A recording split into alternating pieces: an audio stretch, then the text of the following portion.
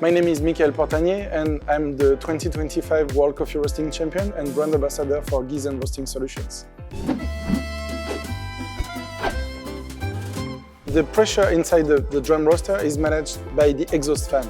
So exhaust fan sucks the air from this burner area to the back of the drum, which is perforated, throughout the whole drum with the beans inside, to the exhaust pipe, which is here.